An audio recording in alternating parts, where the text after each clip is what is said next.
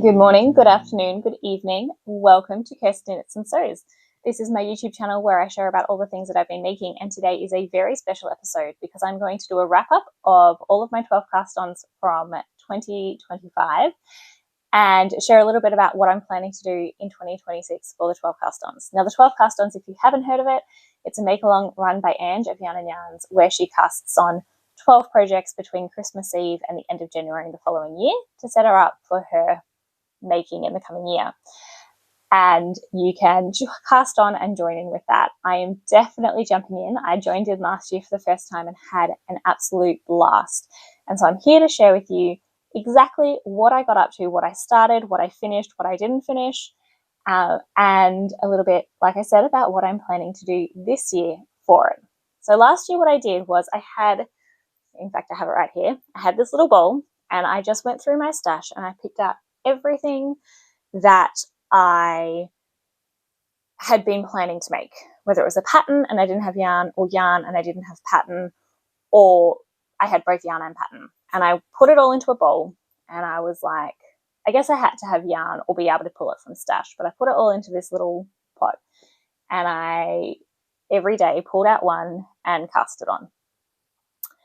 And I am planning to do almost the same thing this year, but that's what I did last year and I had an absolute blast. No planning beyond picking the projects in advance, or at least picking the projects. I had like 30 and I cast on 12. So I didn't pick the projects, but I had put the projects in the pot and then I cast them on, and I cast on 12 and I finished 5, which I'm pretty happy with. It is December 19th at the moment, just after midday. I don't think I'm going to finish another one in the next week. So I'll record this now and upload it before 12 cast-ons starts. I do have a playlist link down below for all of my 12 cast-ons from this year if you're interested in going and seeing me start these projects. I will also link the Ravelry project pages for these projects down below if you're wanting to find out more information about yarn, pattern, needle size, modifications they made, whatever it is. Most of the modifications, the best way to find them is probably just to go back to the day one cast on, because that's when I was making all the decisions, and you get all the verbal processing as well of why I've made that decision if you're wanting to do something similar. So day one, oh, that is kind of hilarious. Day one of 12 cast-ons is the sweater that I'm wearing, which obviously is one of the ones that I finished. This is called Heritage Harbour. It is by Samantha Gurin, and it is a super, I'm going to say simple knit. It is knit top down, knit flat until you get to below the sleeves, and then you knit it in the round.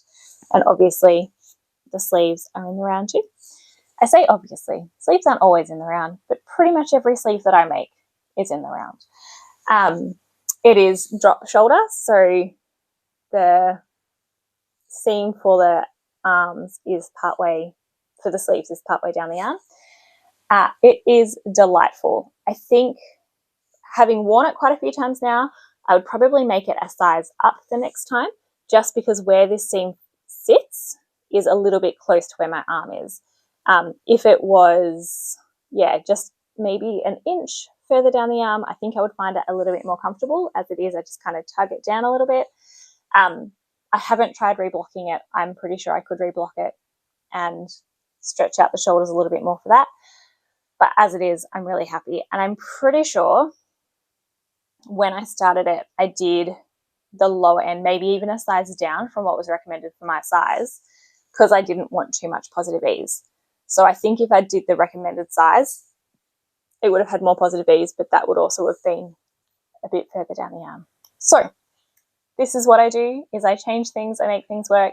And for all that it's not the most comfortable under the sleeve, it is one of my most worn sweaters. I made it out of a Polworth by Martin's Lab, who is a polished dyer. And I couldn't tell you the colours anymore, but they should be on the Ravelry project page. But yes, it is a great pattern, easy to follow, very simple to knit, but fascinating. The other thing is I want to say I didn't chop the yarn. Yeah, no, I did. I carried the yarn between the stripes. Even though I did 2 different colour stripes, which I think is a mod, the pattern I think has 1, I still carried the yarn between them because I didn't want to be sewing in all those ends. And so all I did was every few rows, I just kind of twisted the yarn around behind, inside, to catch it, and kept going with it. So I've had no problems with that, and it was really, really nice at the end to not have to weave in all those ends. So yes, this is the Heritage Harbour. I love it, and it is finished. Day 2 of 12 cast-ons is I cast on some Sweetheart mittens, which are these ones, also finished. These are a pattern from Cave the Crazy Sock Lady. They're called Sweetheart mittens, and they're just very, very nice pattern. I think from memory, I had a little bit of trouble reading my rows, and I did something wrong at some point and frogged back, and it was fine at that point. I found they knit up super duper quick because they're basically like knitting a sock, but with a thumb gusset, and shorter than a sock. Like, you don't have a heel. So I found it really quick, even compared to knitting a pair of socks, to knit these mittens. The pattern itself, aside from that one time where I got it wrong, is actually very simple to follow. Like, it's a twisted stitch rather than a cable, I'm pretty sure. If it is a cable, I did it cableless. So I'm not entirely sure. It was a year ago. But I did these, cast them on day 2. Don't remember how far I got, but as soon as I basically finished casting on, and maybe even before I finished casting on, maybe I needed like mindless knitting in the morning or something, I came back to these, and so these were the first finish. I've also used them a huge amount. You can see a little bit of pilling on the front.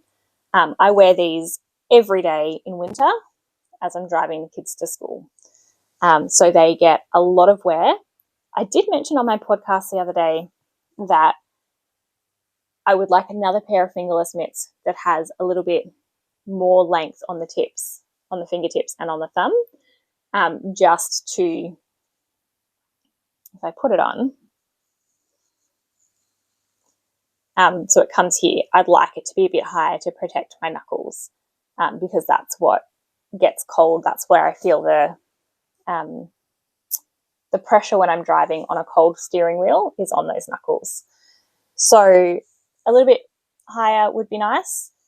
I don't know if this is 2 pattern. I presume it is, because I never made knits before. I never made mitts before. So I presume I just follow the pattern exactly. And I did notice, I'm pretty sure that the thumb gussets do come on the front. So you definitely have a right and a left because you have the pattern on the back, but the thumb gusset is slightly different for each mitten as well. And the other thing about these is I just fold up the bottom cuff most of the time and wear it like that. I think this is just a practicality thing because it's easy to put it on if I've already got my jacket on. It's easy to put it on with a shorter cuff than with a longer cuff where I'm trying to then squish it under my jacket. But yeah, so I like the versatility of that. I had thought about making another pair, this pattern or a different pattern with a shorter cuff, and then I realized that I was just folding it up every day. I'm very happy with that. So that is day number 2 and finish number 2. The next one I started, I have most definitely not finished. In fact, I've worked on it a couple of times since I cast it on, and it has sat in the I'm not sure about this basket, literally basket, for most of the year. So I will show you, this is the yarn, and yes, that is all I have done. This is called St. John's Tunic. It is a pattern by, since I've got the pattern here, I can tell you. It is a pattern by someone McBeal. Here we go. This is a picture of the dress finished. It is basically an all-over colourwork tunic with some plain sleeves and some lace in the sleeves too.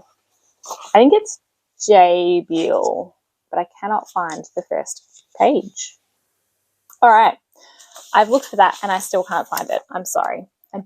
I think it's J. Beale, but again, it will be linked below. And this is what I have managed to do. Now, I didn't have colours, the colours that were specified in the pattern. I did have some Shetland wool, some heathered wool, some is single ply, some is 2-ply, all of them are fingering weight. And so I just kind of mixed what I had to try and get what I could. Some of it is Irish heather, bought from Buczko Warmi in Poland, and the other is super soft. Oh, here we go.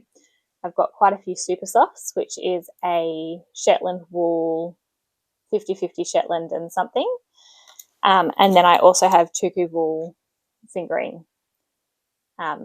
which this is the first project I've used that in. Anyway, enough talking. This is what I've got. Such a tiny bit. Now, when I started doing this, I realized that it was quite a loose gauge.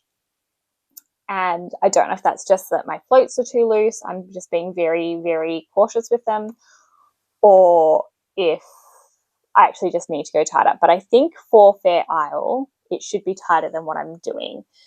And so I had all these, you know, maybe I'll rip it out, maybe I'll do a gauge swatch and see, maybe I'll, you know, put this on try-it-on cord, which it is, and block it and see if it puffs out. Because I know that super soft does, and this one as a single ply should also. But, and to be honest, it's probably those two that are smaller. The Tuku wool, the Tuku wool sound looks quite nice. But over the past month, I've come to a different conclusion, and that is I'm just going to pick it up and work on it occasionally and do a couple of rounds of this. In fact, I've wanted to pick it up and add to it in the past month, and I haven't because I've been working on teachers' gifts and other things, and you can go check out my regular podcast if you want to see more about what I've been making. Advent knitting, but I haven't done more on this. So I'm going to leave it here in the basket. One of my options was to frog it completely and just move on. One of them was to do a gauge swatch, and I think what I'm going to do is just knit it because I'm enjoying colour work now. I've had more experience with colour work and with colour work on 4-ply, and I think I'm just going to go for it. And if the very bottom of the hem is a slightly looser gauge than the rest of it, then that's fine. But I'm hoping to work on it consistently enough that the gauge will be consistent throughout from this point on. So that was day number 3. I remember trying to find the wool and the colours for this was a lot. And I am really happy with how it is now. So I think, yeah, I will keep going with that one. Day number 4 was the Ellie Sweater. And this one is also finished. This one I actually only finished last month in November. This is a pattern by S Knits, Sarah Opie at Best Knits. She has a jumper, a t-shirt, and I think socks as well. So this is the jumper. It's knit in DK weight yarn, which is Miss Knitsky Macarena DK. And the contrast colour is Malabrigo Anniversario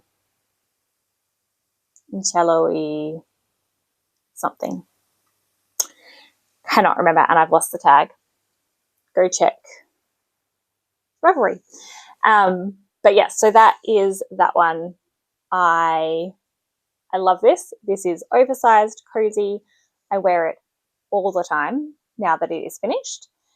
And yeah, I don't think I would change anything about this one except for possibly striping or choosing a different skein for the second half of the colour work.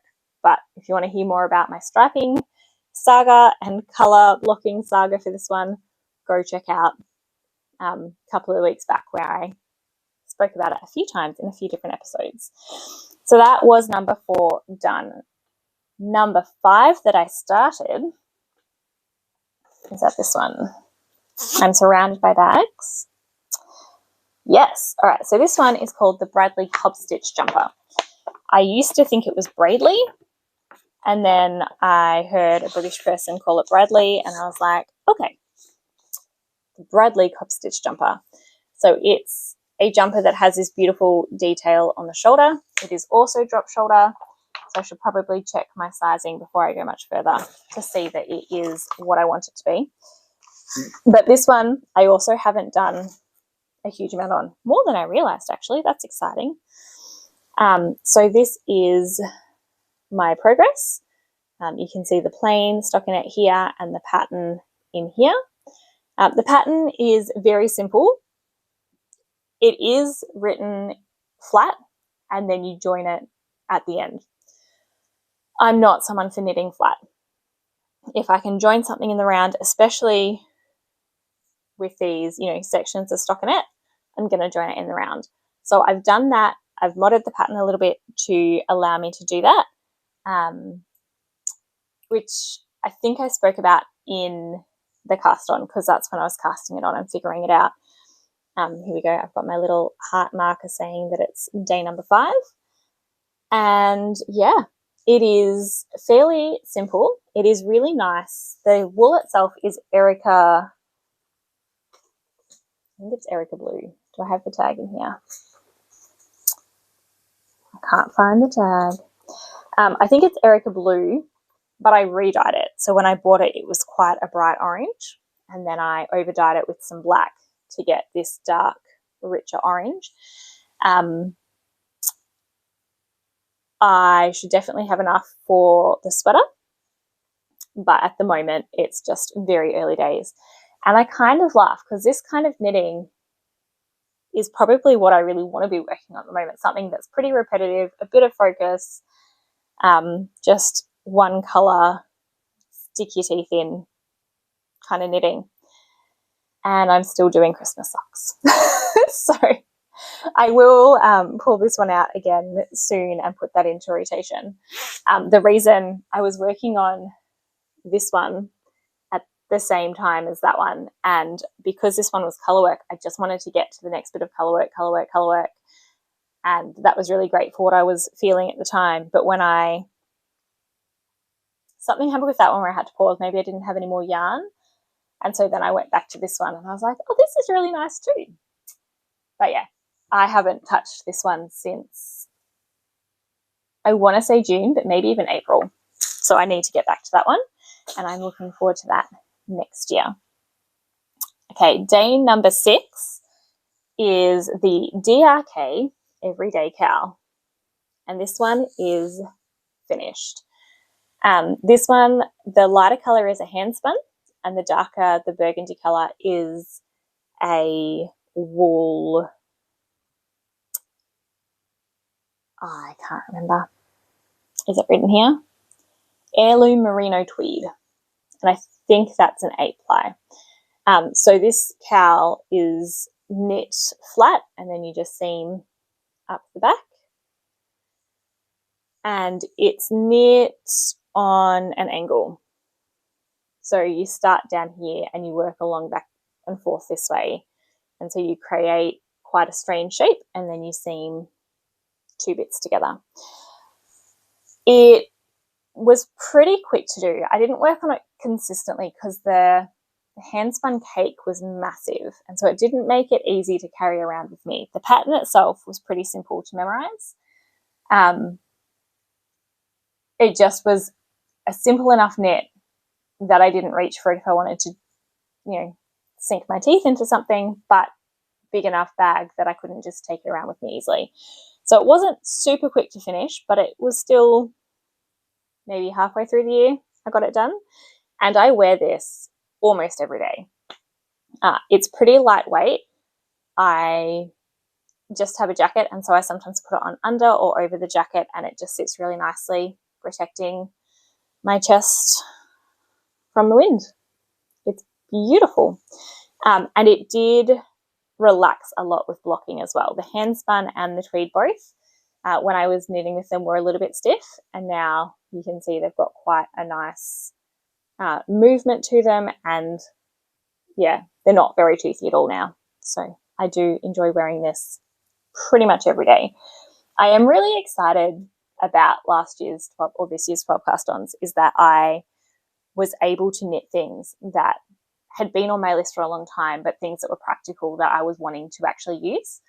And so like this, the gloves, the sweaters, like the 5 things that I've finished, 1, 2, 3, 4, what other one did I finish? 1, 2, 3, 4, 5. Okay, yeah. So the 5 that I finished, I actually wear kind of on a daily or weekly basis at the moment. So that's really nice.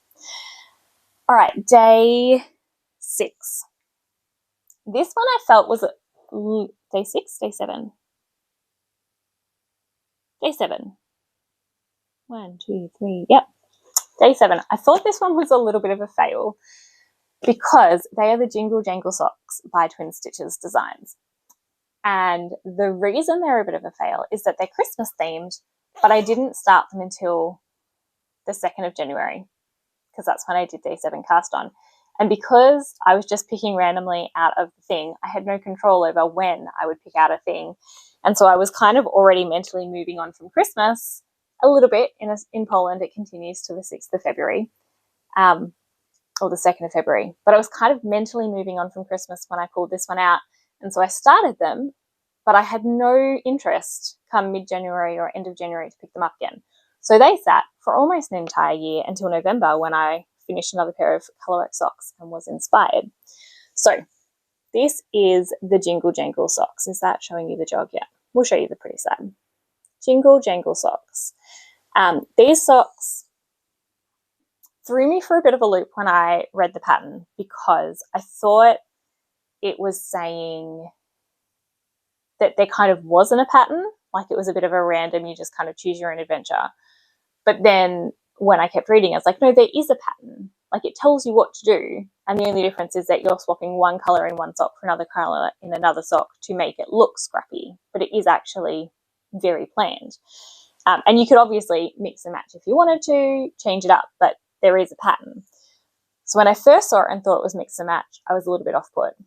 Then I realised it was a pattern. I was like, that's fine, I can follow a pattern. But when I came and picked it up again in November, I realised that I'd cast on a size too big for me because it was colour work. I wasn't sure, and so I went bigger just in case. But having knit colour work all year and a few more colour work socks, I realised that it definitely would be too big for me. So I frogged what I'd done for the 12 cast ons and started again.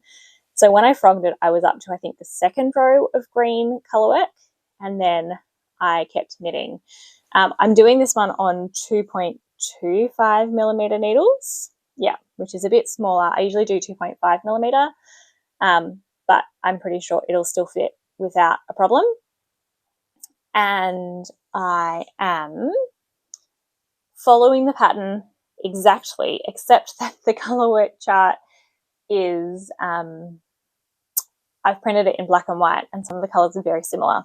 So these stripes were meant to be navy, and I've done them in black.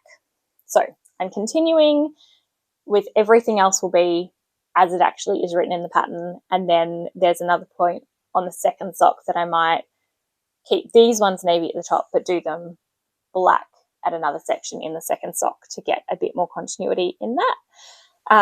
But yeah, I am loving it. The other thing that when I started it for 12 cast ons is I was using grey here, and I realised it just kind of brought the whole mood of the sock down. It wasn't exciting, it wasn't fresh, it wasn't fun, snowy. So when I ripped it back, I did a bare undyed yarn here, but these stripes here still have the grey in between. So I'm using grey where it says grey rather than where it says cream and grey. So that's the first sock. Haven't done much. I am hoping to get more done. I don't know, I was thinking December, and now we're almost through December. So we'll see. It's sitting there. I will enjoy it when I get back to them. All right, this next one that I started, this is day 8 now. It's called the Kookaburra Jumper, and it is a pattern by Marzena Kowalczyk, who is a Polish designer. She lives in Australia, and her patterns are all in English and in Polish. And everyone you download a separate PDF for the size that you want, so you can just follow it through, and every piece of information in that pattern is what you need for that pattern. So I really enjoy the pattern. I'm knitting this one using the Polish pattern. So I have, I think, made a couple of mistakes just because I read the pattern wrong because I was reading it in Polish. But I am getting there, and it is still, like, it's simple enough that I'm still able to mostly follow it in Polish. So that one, you can see it has a little tag that says 8. I'll talk about that in a little bit, actually, when I talk about this year. So where am I up to on this one? I have knit almost the entire body. Is this going to be too big? Maybe. Am I going to rip it out and reknit it? Not at all. This one is for my husband. I did do everything according to pattern for the size that he needs. However, I did not gauge swatch. This place is no place for gauge swatching, and it is not the yarn recommended by the patterns. So I'm not sure if it's knitting up looser or if it's going to stretch. I just don't know. I suspect it's going to be too big, and if it is, then my brother-in-law is getting a very lovely jumper. Also, once I put the ribbing in for the neck, that'll pull that in a bit, and I don't know, we'll see. It is a really nice pattern because it has detail on the top, and then the bottom half is just a moss stitch. So it's very simple at that point, and I am into the ribbing on the bottom. I just haven't picked it up for a while. The sleeves, I think, will be pretty quick once I get going on them. Yeah, that's that one. I also worked on this a lot in April, and I've worked on it bits and pieces since then, but not for a couple of months. So yeah, I had thoughts at some point whether that would become a Christmas present, but because I think the entire sleeves are moss stitch as well, I know that takes a lot longer than stocking stitch because you're flicking the yarn back and forward every row or every stitch. And so yeah, it takes quite a bit longer. So that was day 8, sorry. Day 9, I have also finished. Although looking at that, I haven't chopped all the ends from the inside. Whoops. Day 9 is this jumper. This one is, I've just called it an easy raglan or a basic raglan. It doesn't have a pattern. I just made it up as I went, but it is a raglan, and I used Maximo yarn for this one. I think there was icebreaker. I had 1 skein, and then like art room raw, I had 3 skeins, and so I just knit. I think I knit 1 to 2, so 2 art room raw, 1 icebreaker. Except I didn't use any art room raw for the ribbing. Sorry, icebreaker for the ribbing at all in any part of the ribbing. Or for the short rows. So I just started it under the short rows, which is still quite close to the top. In terms of the colour, the orange, bits of orange, that's completely an icebreaker. And there was another one, I think it didn't have any greens. There's a bit of pink in both, I think. Anyway, they only had 3 skeins of art room brawl, and I knew I wanted to make a basic raglan, and so I bought another very similar yarn to keep it going. Icebreaker also has all the mint colour. So the mint and orange are from Icebreaker. What to say about this one? I finished it, I want to say reasonably quickly. Because I wasn't using a pattern, I wasn't sure about a few of the fit things. It is quite oversized. Like, it's a decent drop for where the sleeves start, but it's also quite oversized. And originally I wasn't sure if that would work for what I wanted, because I wanted it to wear over dresses, but I wanted to make sure the sleeves were loose enough that it could go over loose sleeved dresses. Actually, the way that I wear this most of the time is over a singlet top over jeans. I have high-rise jeans, and so even though it's cropped, it still works, and I do wear it a lot around the house when I need a bit of extra warmth, but not something super duper warm. this is what I go to. So that one is done. Now, day 10. Gosh, we are shooting through the, no. Oh, I missed one. That was day 10. I was like, wait a minute, this is the same thing again. That was day 10. Day 9, let's go back a day. This one was a spin. So on, again, you can go back and watch, but on day 9, I pulled this out of the hat, out of the bowl, and I was like, yes, absolutely. But I had another spin on my wheel that I hadn't finished. And rather than just moving that to the side, I knew that I would need most of the bobbins that I had to finish playing that up before I could move on and fill my bobbins with something else. So I spent a few days during 12 cast ons really making a concerted effort to finish that spin so I could start this spin, which I did manage to do. I think during day 10, no, this was day 9. I don't know, maybe 11 or 12, I went back and recorded me starting the spin. This is the finished spin. I didn't finish this until summer, but I plied it up. I absolutely love it.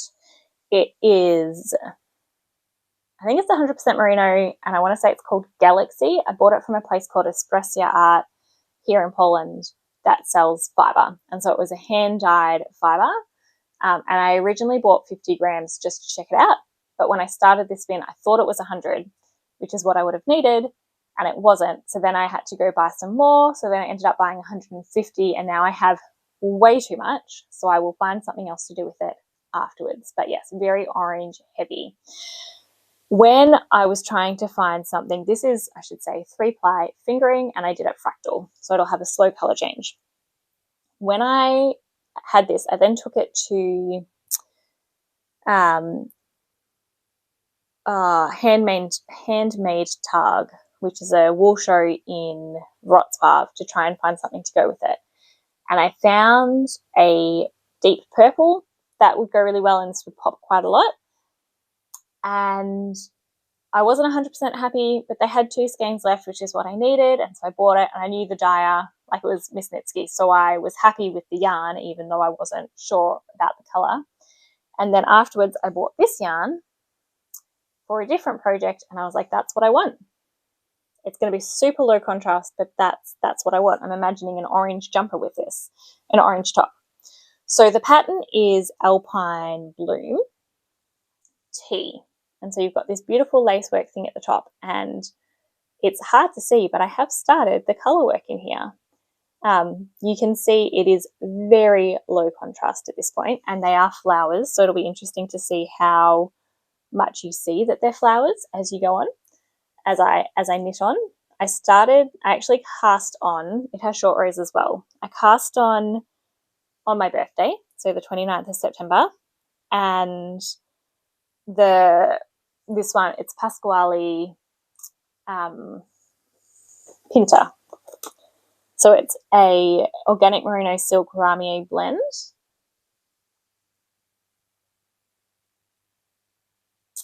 And it's color 118. It is delightful. I saw a pattern that had been, like a jumper that had been knit up in it, using the Bliss mohair that they sell as well, and it was amazing. And so I bought this and brown in order to make a striped sweater, but they didn't have an orange mohair that matched. So when I came home, I then took the orange to make this jumper, this top, and I will figure out what to do with the brown later. But yes, I absolutely love it. I love that it's going to be low contrast. I love this color, and I will let you know as I keep working on it. But yes, this one I've done so little, but also not, because I spun an entire 3-ply fractal fingering weight yarn of 150 grams. As I'm showing you these, I'm like, man, I really just want to go back and work on them. And I'm about to start 12 new ones. That's all right. The next one that I started is under here. And this one is in a different kind of bag. All these pretty pinks. This is called the Rose Cardigan. So this is day 11. And this one took just about my entire day figuring out yarn. The pattern itself is a fade, but I wanted to do scrappy fade. Like I didn't have enough full skeins in these colours to do, but I knew I wanted to do these colours because I had dyed 1, 2, 3. I'm not going to get out of the bag, but I dyed 1, 2, 3 as a fade, thinking that that would be enough for this cardigan. And then as I looked more and more and realised how oversized it was, I realised I needed more. And so I had these ones, which I'd also dyed. And then I found a whole bunch of other random things to try and put it to. Oh, that's where that colour went. Guys, all right, to try and make it work. This colour here, if you watch my regular episode and you saw me talking about the Stardew Valley socks, the spring ones, a few episodes ago, I finished them, but I was saying that the pink wasn't as bright as I wanted, and so I had to go like a medium and a pale pink rather than the bright and the medium pink, which the pattern called for. And I was like, I cannot find a dark pink, and I just found it, guys. It's been sitting in this bag waiting for this project. I must have taken it out for this and not put it back. Oh boy. All right, so this is by Andrea Mowry. It's called Rose. Do I have a pattern? A picture? Rose. So it's a cardigan, but it's knit sleeve to sleeve. And I think it's knit in 4 quarters. So you knit like the front and then the back and then the front and then the back. And then you seam it all together to create a cardigan. This is very laughable how much I've actually done. This was 12 cast on. I have not picked it up since I cast it on. And that is all I've done. You've got a little, oh, actually I'm showing you the back. You've got a little cable over here. And that is all I've done. It is laughable. I'm pretty sure I cast it on twice on the 12 cast on stay because I started it once and then went, this gauge is way too loose. And so I went back and I changed it. So I'm using 3.25 millimeter needles. I'm pretty sure it's designed to be sport weight and I'm using fingering weight. So that could be why. Anyway, I have started it. I haven't come back to it. I think it's probably been in the too hard basket because of all the yarn management that I need to do. So when I come back to this one, I'm not giving up. But when I come back to it, I will rewatch the video from 12 cast ons to remind myself what I'm doing and what I finally decided with the yarn management for that one. But I will put the pattern back in the bag too. And then the final one that I started is the big Cozy Cardi. Now this one was also a bit of an unusual 12 cast on day because I started by dyeing the yarn. So I didn't cast it on that day, but I did dye the yarn on that day. And so this is the yarn that I dyed. It's this kind of subtle blue-grey. And I have 2 balls attached. So what am I doing here? No, not in the middle of the row. I must be striping it in some way. Am I? Yeah. Oh no, one's not attached yet. I just found the end. It's just caught up. All right, so I'm not striping it yet. I think I have 5 or 6 balls, so I will stripe it eventually, but right now I am not. And I believe this is the right side. Big Cozy Cardi. So I also started, I actually cast this one on in September, even though I started on the, what date? The 7th of January by dyeing the yarn. It took a long time to actually be cast on. Now this one is a very simple pattern repeat, and I'm basically just knitting a large rectangle. So I haven't picked it up a lot since I started it because I keep coming to the more exciting ones. I think I should probably, I don't know, I was like, maybe I could put it all in categories and simple knitting and complicated knitting and whatever and pick one every month to work on. But I just do too much other things that come up, and that's okay. So I haven't done much, but I have started it, and I look forward to working on it more in the coming year. And that was day 12. So there you go. That is my wrap up from 2025. I still will talk about 2026, so don't go anywhere. but that is the progress that I've made on all my things from 2025, 12 cast-ons. You can see that the ones that I've worked on a lot. There are some there that I've barely touched, and yeah, they're basically where they were when I started. Not quite, but close. So it'll be interesting to see how this coming year goes when I have more projects as well. So in terms of 2026 12 cast-ons, I'm going to start on the 26th of December, so that's Boxing Day. Maybe I could start on Christmas Day. Normally we have a very busy Christmas and I don't like the idea of doing something like that, but this year it's actually going to be a quieter Christmas. It'll be us and the family, and then another couple will be joining. And I won't have any other Christmas presents that I'm trying to finish on Christmas Day because it will be given to anyone who's there. So maybe I'll let you know. If you see one from Christmas Day, it means I started on Christmas Day. I'll think about it. Anyway, so I'm going to start either Christmas Day or Boxing Day, which if you're not Australian, or I think the UK has it too, is the 26th of December. My plan is to start a new project every day, and then to record more vlog style, like what am I doing that day, a bit of our general life, a bit more, as well as progress on the knitting. Any decisions that I'm making about the yarn, the design process, whatever. And then what I've done previously is I've tried to edit and upload the night of the... No, I haven't. I think I try and edit and upload sometime the morning of the following day. And then I can work on something while I'm editing and uploading that. Yeah, so we'll see. I will cast them on. I will keep you updated with where I am at with it. And we are moving in the middle. So I'm not going to promise that I'm uploading them every day, but I will record them. I, again, have my trusty bowl. This bowl, to be honest, confession time, has sat here with ideas for 12 cast-ons the entire year. I never actually repurposed the bowl back to what it was originally when I took it for this. It still is sitting here with all of my ideas in it. I have, however, gone through those ideas and chosen some that I'm not excited about anymore, or just weren't, not that I don't want to make, but I was like, that's not going to bring me joy when I'm casting this on, because this is a fun thing for me. It's not work, it's just fun. So I was like, if it's something that if I pull it out, I'm like, oh, I've got to like go figure this out, like that's not going to be good. So anything that kind of had that weight attached to it, I took out. And because there were some things I really, really wanted to work on, but I wasn't sure if I would get to them, a lot of people suggested I just narrow down how many I'm pulling out. And some people suggested like pre-choose 6 of them and then have like 12 or something that I'm picking out for the other 6.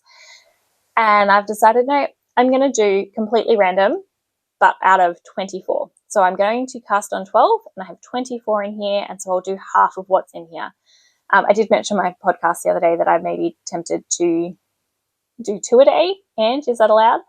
The 24 cast-ons of Christmas, but if I just do them over 12 days? No, I will do 1 a day, and then the other 12 will get put back in the pot for next year. So I haven't folded them up yet because I was going through them a few times, but I'm pretty sure that this is what I'm sticking with now. And as I'm moving and I'm packing everything up, I made sure that I pulled out the yarn or the like groups of yarn that I'll need, so that if I pull anything out of that, it's not packed. That is the plan. I kept all my needles out, all my stitch stoppers and progress keepers and things. All of that is kept out from packing so far. In fact, I'm using to record one of the boxes full of wool for projects for this. There were a few projects that went back into the tub after going through and packing, and I was like, oh, I could do that with that one, and project goes back in. Yeah, I also don't have any spinning or dyeing ones this year. I've only got knitting ones because life is a little bit crazy and hectic, and I'm not going to start a new spinning project or like a spin to knit project or a dyeing project in the next 3 weeks. Not going to happen. So they're all knitting. I don't think there's crochet. I think they're all knitting, but we'll see. I am very excited. Some are scrappy, some are I bought the yarn for, some are pulled together from other things that I have in my stash. Yeah, but I don't know what I'm actually going to start. The other thing that is different, just kicked the camera, is this is my writing desk. Last year I had the little leather hearts from Knit with Sis. They are gorgeous. They're leather hearts. They have numbers on them, and I decided to use them for this, but you could use them for, you know, this is my first decrease, my second decrease, you know, step 1 of the pattern, step 2 of the pattern, whatever it is, you can use them to mark your knitting. I bought them. They only had 0 to 9. They didn't have 10, 11, 12, and this is 12 cast ons of Christmas. And so when I saw them at another wool show recently, I said, are you able to make 10, 11, 12? And they said, no, we can't, because the leather stamp is too big for the size of the heart. So you would end up losing some of the thing. And I was like, yeah, that's fair enough. Okay. And so I bought some plain ones thinking I would use them instead. However, we have a 3D printer, and I was looking at things on the 3D printer, and I saw, maybe I was searching for it. I was like, maybe I could just print something. And then I found a whole bunch of things that had been designed for advent calendars, because people will print little tags to put on an advent calendar so you have all the numbers 1 to 24. And when you're doing 3D printing, you can just delete things. So I deleted 13 to 24 and kept 1 to 12 and had a bit of a play. My husband helped me because he's much better with the 3D printer than I am. And he changed the settings and stuff to make it work. Anyway, I have new stitch markers for this year.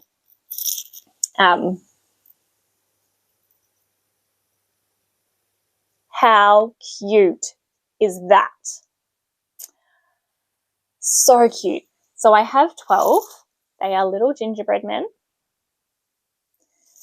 And every single one, yeah, I'm completely psyched. It means 2 things. One, I don't have to go back over these projects and take the tags off, although I probably should anyway. But it means that I have a whole bunch of new stitch markers for this. I bought the actual clip bits a while ago to make earrings and stitch markers. And so I had plenty of them. I didn't have to buy anything. They were all sitting here waiting for me to pull out whatever I need for my bags. Yeah, I absolutely love them. So that's exciting.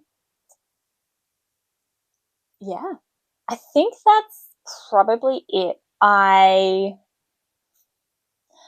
Basically, 12 cast ons, I'll start 12 things, I'll record them, I'll upload them when I can. If you're joining in, I would love to hear. If you're joining in and you have a video here on YouTube of what you're doing, I'd love if you could tag me in it. But even if you're not doing that, just message down below, comment what you're planning to do. Are you doing random? Are you doing planned? And as I upload videos, I'd love to hear your progress at the same time as well. These gingerbread men just make me so happy. And I'm now kind of thinking, like, do I just do a different set every year so that any projects that are, 3 years old will still have their tag, and I can be like, that was from this year. Because they're very simple and, also cheap to make because they're so simple. Yeah. Anyway, that is 12 cast ons 2025 and my plans for 12 cast ons 2026. I hope you have a delightful Christmas. Merry Christmas. And I will see you again, hopefully in a few days, with my first cast on. Bye.